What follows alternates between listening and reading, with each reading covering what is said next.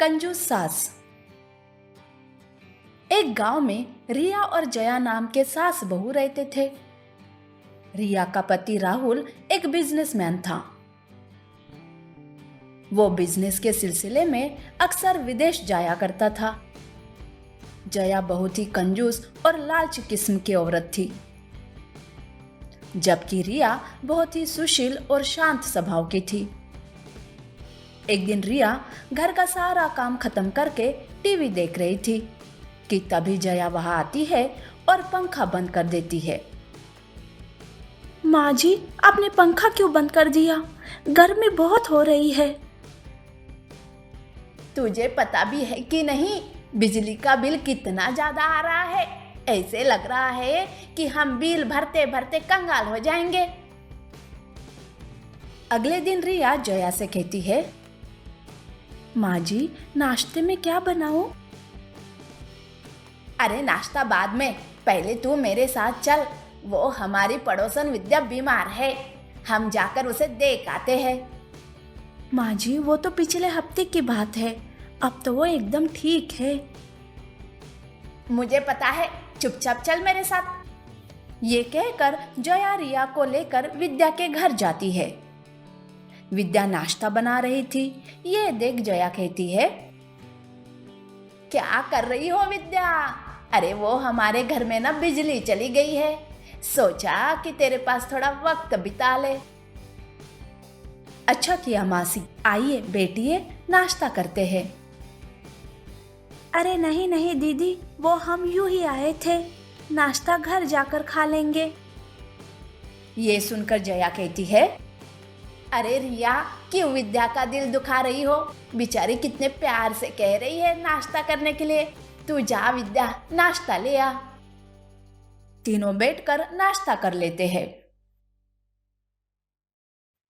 रोटी तो बहुत ही अच्छी बनी है। विद्या, एक काम कर, थोड़ी सी चाय भी बना ले। वो क्या है ना, हमारे घर में बिजली नहीं है, अब हम जाकर भी क्या करेंगे। विद्या चाय बनाकर लाती है।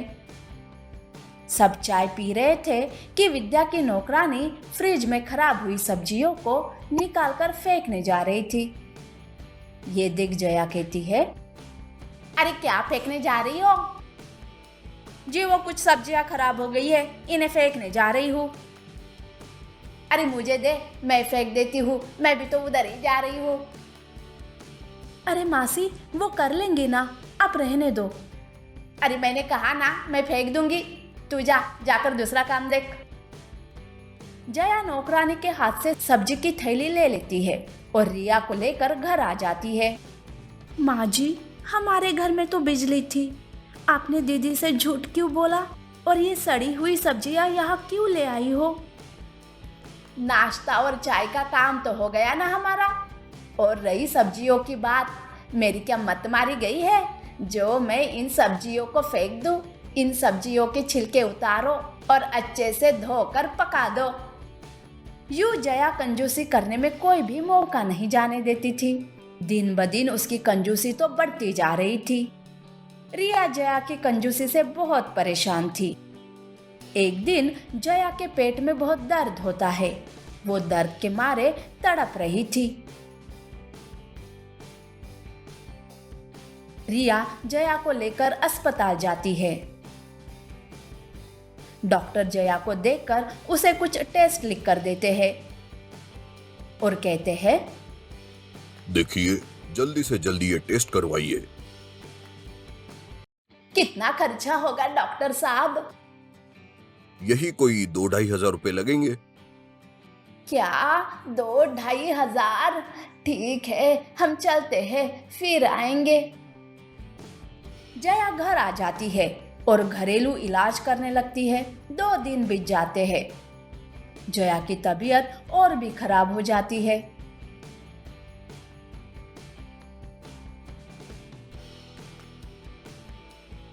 रिया जया को लेकर फिर से अस्पताल जाती है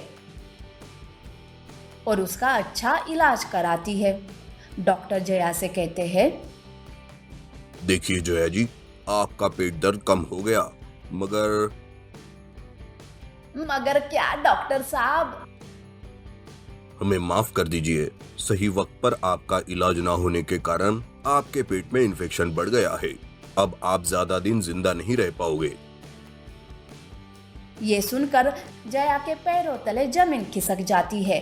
वो फूट फूट कर रोने लगती है। डॉक्टर साहब, मेरी बहू कहाँ है? देखिए, अब आप किसी से नहीं मिल सकती। आपका इन्फेक्शन बहुत ही खतरनाक है। अब आप जितने भी दिन जिंदा रहेंगी, आपको इसी चार दीवारी में अपना वक्त बिताना होगा।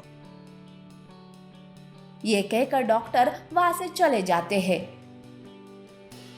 जया और भी फूट फूट कर रोने लगती है। हे भगवान, मैंने खुद अपने ही पैरों पर कुल्हाड़ी मार ली। आज मैं जान गई हूँ कि बचत अच्छी बात है, पर कंजूसी नहीं। यूं सोचकर वो उस कमरे में बैठी रो रही थी कि तभी वहां डॉक्टर और रिया आते हैं। अरे रिया, तुम यहाँ क्यों आई हो? चली जाओ यहाँ से, नहीं तो इन्फेक्शन तुम्हें भी हो जाएगा। माँ जी, मुझे माफ कर दीजिए, आपको कुछ नहीं हुआ है। आपको अपनी गलती का एहसास दिलाने के लिए ही हम सब ने ये नाटक किया है। अरे मेरी बेटी रिया, अब मैं कभी भी कंजूसी नहीं करूंगी। जया कंजूसी छोड़कर अपनी बहू के साथ खुशी खुशी रहने लगती है।